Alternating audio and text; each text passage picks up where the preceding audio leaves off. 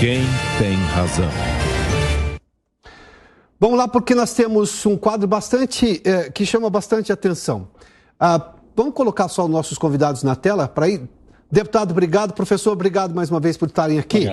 Obrigado. Eu vou só exemplificar o que todos nós já sabemos, mas, por exemplo, o candidato à reeleição, o presidente Bolsonaro, conseguiu o apoio enfático do governador Romeu Zema, de Minas Gerais. Tem um vídeo já do Romeu Zema com prefeitos ali, com representantes dos prefeitos de Minas para fazer essa campanha agora no segundo turno, além do apoio que ele deu. Rodrigo Garcia foi ao aeroporto de Congonhas, recebeu o presidente Bolsonaro e falou de apoio incondicional dele, e sem contar as críticas ao PT.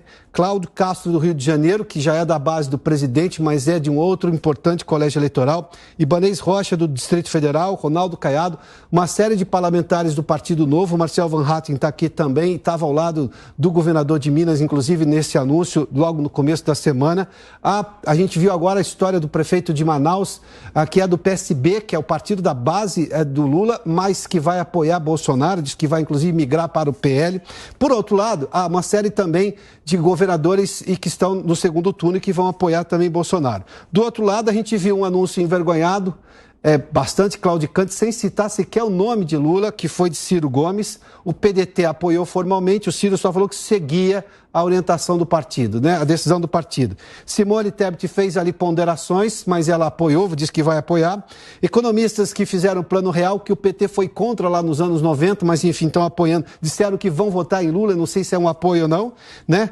Nomes do PSDB mais da velha guarda, como José Serra e o ex-presidente Fernando Henrique Cardoso, mas o deputado Carlos Sampaio divulgou um vídeo agora, ele que foi muito importante durante o momento do impeachment, de críticas à corrupção no PT, ele que é do PSDB, já anunciou apoio a Jair Bolsonaro. Deputado, eu vou começar com o senhor para ouvir sua opinião. Quem se saiu melhor nessa costura de alianças, nesse momento em que o importante é conseguir não só apoio do ponto de vista de nomes, mas gente que vai trabalhar para a campanha e conseguir votos, que é o que decide uma eleição? Perfeito, Piotr. Acho que você começou com a frase que eu gostaria de enfatizar.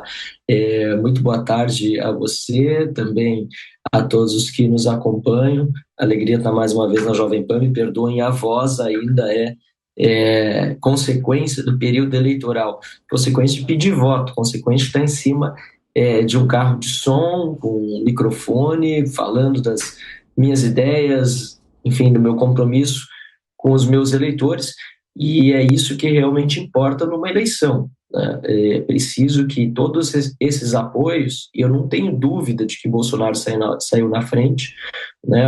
A enquete realizada pela Jovem Pan aí já deixa isso muito claro também, é a impressão de todos que estão assistindo. Então, em número de apoios de peso, Bolsonaro sai na frente e com larga vantagem, mas é preciso também que todos esses apoiadores vão para a rua.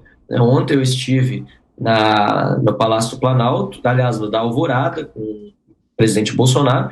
Foi uma reunião com mais de 300 deputados, até onde eu soube do número, não sei se foi esse número, mas foi o número que tinha sido ventilado, se não foi isso, foi perto disso, deputados eleitos e reeleitos. Mas eu senti um pouco falta ali, Piotr, eu acho que até vou aproveitar esse momento agora para falar sobre isso, porque eu estou na campanha de Jair Bolsonaro contra a volta de Lula e do PT. Você me conhece, sabe que eu fui independente, continuo sendo na Câmara e continuarei sendo, mas não dá para admitir a volta de Lula à presidência da República. Estou aqui para apoiar o presidente Bolsonaro na sua eleição, e eu não sei dar meio apoio. E quem estava lá, na minha opinião, deveria ter ouvido também uma mensagem mais clara de: pessoal, vamos para a rua, porque a esquerda faz isso. A esquerda está aos 4 anos, os 8 anos, a vida toda trabalhando, fazendo política até onde não deve. Nós temos poucos dias pela frente até o dia da eleição. Esses apoios todos na TV são importantíssimos, mas não adianta só ficarmos nas redes sociais falando para o público que já é nosso, que já concorda com a gente. Agora tem que pegar o carro de som, a mesma coisa que eu fiz lá atrás, ir para a rua fazer campanha, e eu já estou me preparando para isso nos próximos dias. Já estou preparando um material de agradecimento impresso, né, pelos meus votos, 256.913 votos, e agradeço, aproveito a Jovem Pan aqui, essa audiência toda que há no Rio Grande do Sul, para agradecer quem votou em mim, e vou levar esse material impresso em locais onde a rede social, muitas vezes a minha, não chega, porque não é onde estão os meus amigos, né? Eu vou fazer campanha com esse material, agradecendo pelos votos e pedindo voto no presidente Bolsonaro. Professor, seja bem-vindo também. Na sua opinião, quem saiu na frente, levando-se em conta os nomes que eu citei ou, eventualmente, outros que o senhor queira também agregar nessa discussão? Primeiro, boa tarde, Adalberto, boa tarde, deputado. Uma satisfação estar com ambos, né? Sempre importante a gente poder debater e falar sobre política. E eu concordo em boa parte com os argumentos do deputado. Eu vejo, sim, que Bolsonaro garantiu assim, os mais apoios do ponto de vista quantitativo, né? Conseguiu garantir as melhores fotos, digamos assim, né? Inclusive, ali na terça-feira, já havíamos ouvido e visto, né, a manifestação do atual governador de São Paulo, o governador reeleito de Minas, né, com uma votação bastante relevante, e outros apoios importantes também.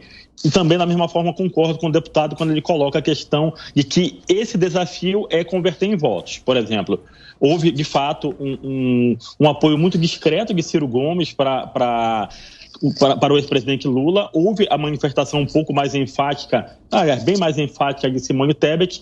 Tanto um lado quanto o outro vão precisar buscar essa transferência de votos. O deputado sabe, até mais do que nós, aqui, o quanto é difícil fazer esse processo, que você dizer, olha, é importante votar no fulano, é importante votar no ciclano, é importante votar contra o fulano, contra o ciclano. Então, esse exercício de transferência de votos talvez seja o maior desafio. Como as urnas, num primeiro turno, deram uma vantagem quantitativa para o ex-presidente Lula, eu penso que Bolsonaro saiu na frente na questão de buscar apoios que poderiam lhe dar não só palanques estaduais, mas também um suporte maior para tentar essa comunicação. Há 2 anos nós tivemos reeleições nos municípios, né, reeleições municipais, e o quanto é importante fazer, de fato, essa comunicação com os prefeitos e com as lideranças locais, e, ao mesmo tempo, também buscar esse exercício. Ao mesmo tempo que é longo, nós temos 4 semanas de intervalo entre um turno e outro, é curto, como você ressaltou, Piotr. Nós, por exemplo, hoje começou a campanha em rádio e televisão, e daqui a 3 semanas a gente vai estar vivendo o momento de eleitores voltarem às urnas. Tá, vamos só pegar, então, a forma como os senhores fizeram manifestação desse apoio. Porque eu fico imaginando, fará o presidente Fernando Henrique o corpo a corpo para pedir apoio para o Lula? Não, ele só disse que vai votar em Lula. Não dá para imaginar também qual será a movimentação de alguns dos antigos caciques do PSDB. O partido que saiu muito magro das urnas, saiu muito o número de votação do PSDB foi muito mais baixo do que se tinha em outras eleições. A gente viu a questão do Ciro Gomes aí, que o professor Rodolfo fez menção, ou seja, ele nem cita o nome de Lula. Simone Tebet parece que é um apoio um pouco mais enfático, mas ainda assim ela fez uma série de ponderações e precisa se imaginar qual é o tamanho disso. Agora, eu vou focar especialmente no caso do governador Romeu Zema de Minas Gerais, até pela importância de Minas do ponto de vista de, historicamente, o que ela representa para a eleição nacional. Ele já disse que vai reunir os prefeitos e nós sabemos que governadores falam de perto com os prefeitos e os prefeitos conversam com os governadores e são governadores reeleitos, ou seja, os prefeitos têm mais 2 anos de mandato e vão falar com esses governadores. Isso não é muito diferente do que, por exemplo, anunciar vou votar em fulano, Marcel? Por gentileza, porque isso é uma coisa prática de trabalho do dia a dia, de corpo a corpo, eu suponho. Você se refere, perdão, à participação dos prefeitos no pleito? Não, eu fiz menção, por exemplo, ao que disse o governador Romeu Zema, que ele já, inclusive, pôs um vídeo, tem um encontro com o prefeito já nos próximos dias de Minas Gerais, o presidente Bolsonaro vai participar, ou seja, ali é um esforço. O Rodrigo Garcia fez a mesma menção aqui, também o Cláudio Castro do Rio de Janeiro, ou seja, e isso se traduz em votos, eu suponho. Sem dúvida, o governador Zema é diferenciado, inclusive ainda em iniciativa privada ele tem uma visão muito clara de foco e de resultado, né? A gente sabe disso, a gente acompanhou o mandato dele, tanto é assim que ele foi reeleito em primeiro turno agora e no que teve a oportunidade de ir a Brasília eu estive com ele, como você mencionou há pouco, em Brasília, né? E ele antes do anúncio conversou com o presidente Bolsonaro e falou sobre a estratégia para poder fazer com que Bolsonaro fosse vitorioso em Minas Gerais. Acho que isso vem mais importante do que o próprio apoio. Claro que o apoio é fundamental, você externar, você dizer que ele é o seu candidato, mas ele precisa ser consequência de uma estratégia para vencer. Porque falar por falar que você vai votar, ou nem falar exatamente que vai votar, como foi o caso do Ciro Gomes, né? não agrega quase nada. Sinceramente, o apoio do Ciro Gomes e nada é a mesma coisa. Talvez até prejudique o Lula, porque foi uma coisa completamente envergonhada. Agora, você tem uma estratégia, você já dizer para o presidente, você pode me esperar lá em Minas Gerais para, não sei exatamente como foi a conversa inteira, né? Mas para uma carreata ou para 2 eventos, para reunir os prefeitos com você, é muito diferente do que você simplesmente anunciar um apoio. E nisso, eu entendo que a campanha do presidente Bolsonaro precisa focar mais agora nos próximos dias. Precisa focar não só nos governadores, mas também nos deputados eleitos e reeleitos, como eu disse no início, para que eles façam dessa campanha à presidência da República uma continuação das suas campanhas às bases. Porque cada deputado tem a sua região, tem o seu estado, tem o seu eleitorado fiel para atingir. Eu vou repetir aqui até para outros colegas parlamentares que porventura estão assistindo, e mesmo quem não se reelegeu, certamente para poder se eleger numa próxima vai precisar fazer isso, porque é muito importante ter gratidão pelos votos recebidos. Eu já estou preparando um material de agradecimento impresso de todos os meus votos e estou enviando. Vou enviar pelo correio para cada um dos meus doadores, para cada um dos meus mais de 1.200 apoiadores voluntários que receberam material lá na ponta para fazer campanha para mim, agradecendo o apoio na minha eleição e dizendo agora no segundo turno eu voto e apoio Jair Bolsonaro contra a volta de Lula e do PT. Posso não ter todas as convergências com o Bolsonaro. Aliás, nós já tivemos algumas divergências ao longo desse mandato, mas não tenho convergência nenhuma com o projeto de poder do PT, que apoia ditaduras, que corrompeu a democracia com mensalão e que ideologicamente ataca princípios liberais e conservadores e, portanto, não pode voltar ao poder no Brasil, ainda mais em se tratando de um bandido condenado que deveria estar na cadeia cumprindo pena e não concorrendo à presidência da República. Então, a minha mensagem é essa, né? Já dei o início, meio e fim. E eu acho que é isso que a gente precisa. Como o Zema teve a estratégia, né? Tem a tática e tem a estratégia, é preciso a gente fazer a mesma coisa com cada um dos parlamentares que concorreram nessa eleição e também com aqueles que são atores políticos e fora da política, né? As pessoas que estão se envolvendo hoje na política não são apenas aqueles que são políticos, o que é muito bom para a sociedade brasileira, e a gente precisa de uma forma estratégica com muita força vencer essa eleição no dia 30. Professor Rodolfo, na sua opinião, a estratégia passa pelo antipetismo, como foi vitorioso 4 anos atrás, e como disse aí o Marcel, ele disse, eu não tenho convergência nenhuma com o PT, e inclusive com críticas duras agora também ao ex-presidente Lula, da forma como foi liberado pelo Supremo Tribunal Federal para ser candidato. O senhor acha que isso é uma estratégia do lado do presidente, da campanha do presidente Jair Bolsonaro? E porque nós temos também um barulho agora das redes sociais, há uma reclamação já da campanha de Jair Bolsonaro, a gente viu agora o Zé Maria Trindade em Brasília trazendo a informação que é uma frase do então deputado muito longínqua no tempo, completamente fora de contexto, da experiência dele com os índios, enfim, que já está sendo reclamada na justiça. Como é que se trabalha tudo isso nesse momento? Porque pedir voto, as pessoas, elas vão ouvir o seu pedido, mas elas também estão, digamos, expostas a tudo que está acontecendo, seja no debate político do dia a dia ou o que está muito vertente, muito forte nas redes sociais.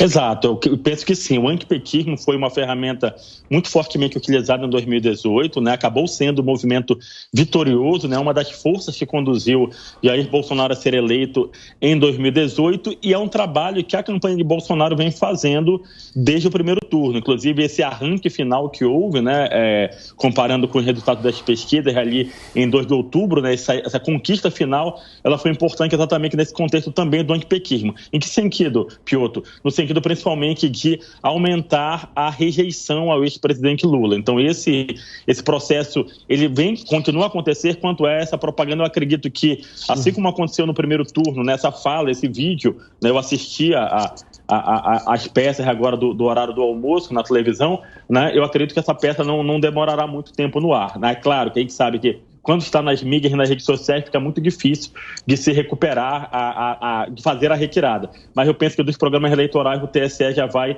intervir de uma maneira mais rápida. E quanto à questão específica mesmo da campanha, é isso, eu acho que precisa pedir voto, precisa ir para cima, porque existe um espólio de cerca de 9 a 10 milhões de votos dos outros candidatos que não escolheram, dos eleitores que não escolheram nem Lula nem Bolsonaro. Ou anularam, ou embranqueceram, ou escolheram Simone Tebet, Ciro Gomes e outros candidatos. Eu acho que essa briga, ela precisa ser focada realmente dentro das campanhas, e no caso específico, Jair Bolsonaro, com esses apoios, pode tentar buscar esses números com mais rapidez, até porque ele precisa buscar uma diferença de pelo menos 6 milhões de votos.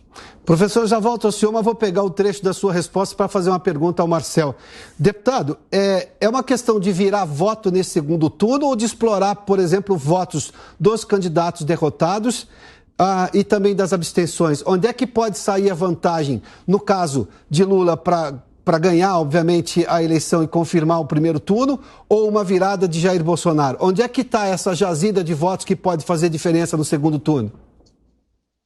Acho que a gente tem três grandes públicos a serem atingidos e não dá para desprezar nenhum deles, pelo contrário, a gente precisa conversar com todos, né? Obviamente que existem mais, mas os três grandes públicos são aqueles que se abstiveram, aqueles que votaram em branco ou votaram em outros candidatos que não foram os dois que foram para o segundo turno, e aqueles que votaram no Lula, né? Os que se abstiveram ou que votarem em outros candidatos, precisam ser convencidos de que, olha só, dentre essas duas alternativas também, não dá mais para ficar isento, não dá para mais, já acabou a hora de dizer, olha, não estou a fim de votar, enfim, só tem essas, eu não gostei das opções que estão aí, vou ficar em casa, vou votar em branco mesmo tendo de votar, não existe mais essa opção, agora é ou uma coisa ou outra. Aí você vai ter que ir lá optar por uma dessas duas dessas alternativas. E aí é muito importante, e eu preciso frisar isso, que o próprio presidente Bolsonaro, que já melhorou muito a comunicação dele, melhore ainda mais. Lembrando e assumindo erros cometidos ao longo do mandato. E aqui tem muita gente ainda, pessoal mais bolsonarista, mais fanático, tem alguns aí que não admitem que se fale nada do Bolsonaro. Eu, como independente, você sabe bem, Piotr, muitas vezes tive críticas sempre construtivas e, infelizmente, eu fui alvo até mesmo de fake news de gente que supostamente está ao lado do presidente, porque para mim as pessoas estão atrapalhando o presidente Bolsonaro e ele mesmo muitas vezes se atrapalha. Ele poderia ter vencido essa eleição em primeiro turno se tivesse conseguido manter o clima de harmonia e de união nacional que emergiu das urnas em 2018. Isso é passado, mas ele precisa recuperar muitas pessoas que votaram nele em 2018 e que, por exemplo, deixaram de votar agora no primeiro turno de 2022 porque não gostaram das manifestações feitas durante a pandemia. Teve muitas manifestações as quais ele hoje disse arrepender, como aquela Eu Não Sou Coveiro, que foi uma manifestação horrível, só para dar um exemplo de uma manifestação que o próprio Bolsonaro reconhece hoje que foi equivocado e que acabou ofendendo pessoas que perderam familiares durante a pandemia e tiveram a mãe falecendo durante a pandemia. Todos nós perdemos pessoas queridas, tem algumas pessoas que são mais afetadas por esse tipo de manifestações e outras menos. Conseguir reverter esses votos, conseguir fazer com que as pessoas... E pessoas que não votam no Lula, não votam no PT. Então a gente tem que ter a humildade de reconhecer isso e eu lamento que, infelizmente, ainda tenham pessoas mais fanatizadas nesse processo político, favoráveis ao presidente Bolsonaro, que ainda não entendem a necessidade disso e às vezes até me atacam quando eu faço esse tipo de fala num programa como esse da Jovem Pan. Certeza que vai ter gente aí me criticando, mas eu entendo que o presidente precisa focar mais nesse pedido de desculpas por manifestações impróprias feitas antes. E depois tem um outro público, eu falei de dois públicos, tem um terceiro público que é daquele que votou no PT porque acreditou na propaganda do PT. E por essas pessoas nós também precisamos ter uma empatia especial, pelo menos aquelas que não estão votando na má fé, que não são pessoas que vivem da política petista, não, pessoas, por exemplo, muitos jovens, que entraram na tese de que não, o PT é o partido que defende os pobres, mas como é o PT é o partido que defende os pobres se roubou os mais pobres enquanto esteve à frente da nação? Se tem um candidato que foi preso por corrupção e vai passar um péssimo exemplo por gerações adiante se ele voltar à presidência da República. Então a gente tem que tentar pegar esse público também, pelo menos uma parcela dele, que votou no PT por ter acreditado na propaganda e dizer, a propaganda é muito bonita, tudo bem, mas você foi enganado, foi iludido. Você pode até não concordar com as coisas que o Bolsonaro faz e com muitas coisas do governo dele, mas nada se compara àquilo que o PT fez lá atrás, e isso a gente precisa combater agora nas urnas. Professor, onde é que estão as jazidas de votos aí? O senhor imagina que é virar voto, que é bastante importante, é explorar, por exemplo, as abstenções, que foram, nós estamos falando de 20% só de abstenção, em torno de 20% de abstenção. Aí você tem brancos e nulos. Onde é que saem esses votos para mudar o jogo no caso do presidente Jair Bolsonaro, da campanha de Jair Bolsonaro, ou para manter à frente, levando-se em conta o resultado do primeiro turno, a campanha de Lula? De onde saem os votos para, digamos, mudar o segundo turno?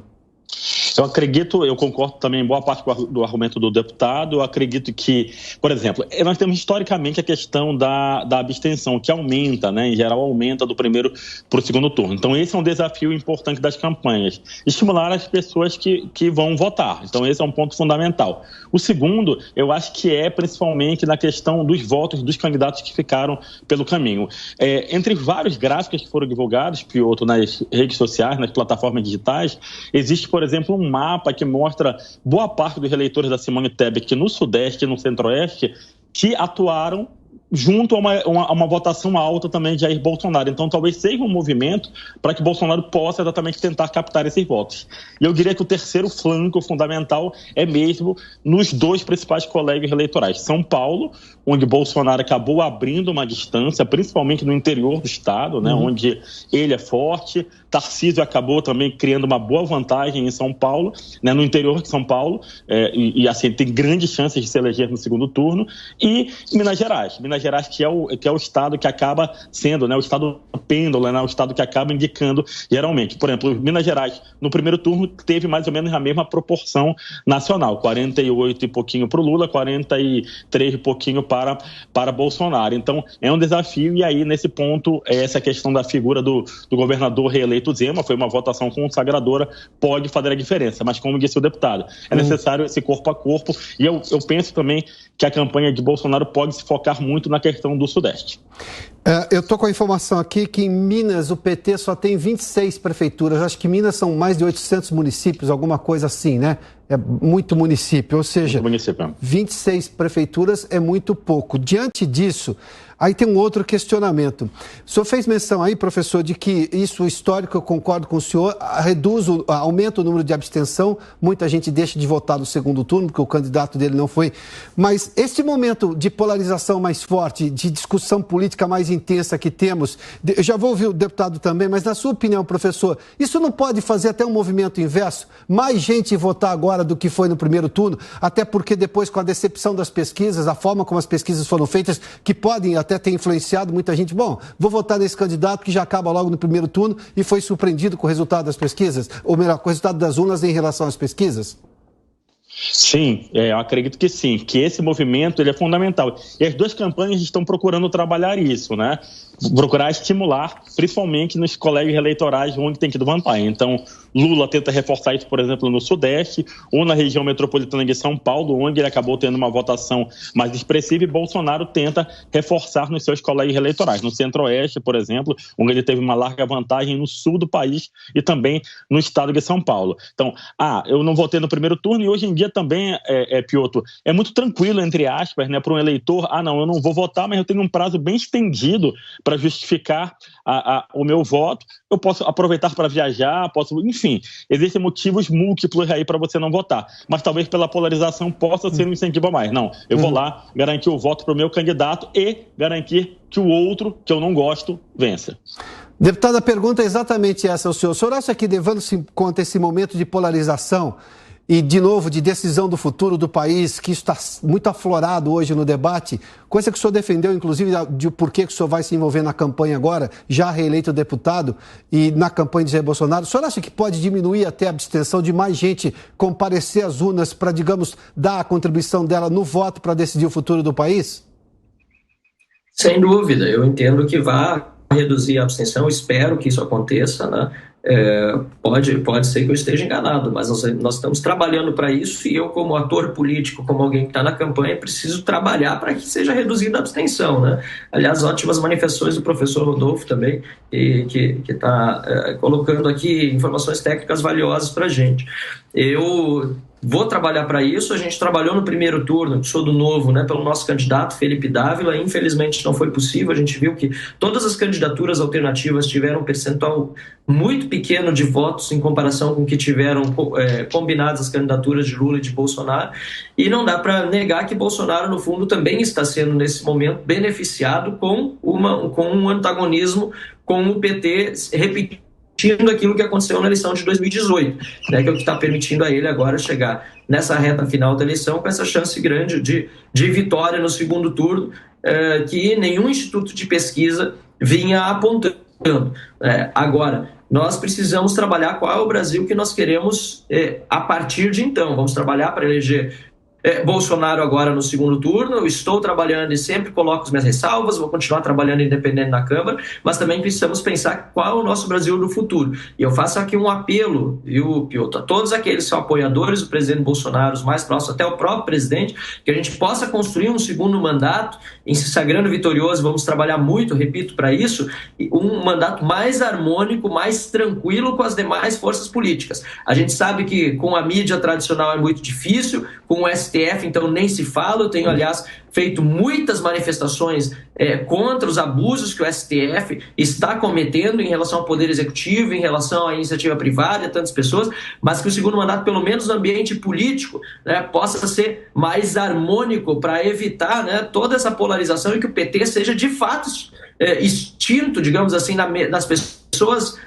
pessoas como alternativa para 2026. E teremos nós, do Novo, felizmente, uma alternativa muito boa, pelo menos eu entendo que é uma alternativa natural, que é de Romeu Zema, hoje governador reeleito de Minas Gerais como candidato à presidência da República, mas tantas outras podem surgir por aí, e que a gente tenha um ambiente em que haja uma pluralidade de ideias na área da direita, do centro, até mesmo na esquerda, mas sem essa esquerda radical e corrupta que o PT representa, porque isso aí já devia ter sido enterrado, e a gente vê o resultado em toda a América Latina, onde a esquerda, essa que o PT adora, está governando, os países estão indo à breca. Venezuela, Chile, Argentina, é uma vergonha. Não é possível que a gente queira isso para o nosso país. Deputado Marcel Van Hatten, professor Rodolfo Marques, muito obrigado mais uma vez pela gentileza da participação. Sejam sempre muito bem-vindos aqui ao Prós e Contras. Boa tarde, hein?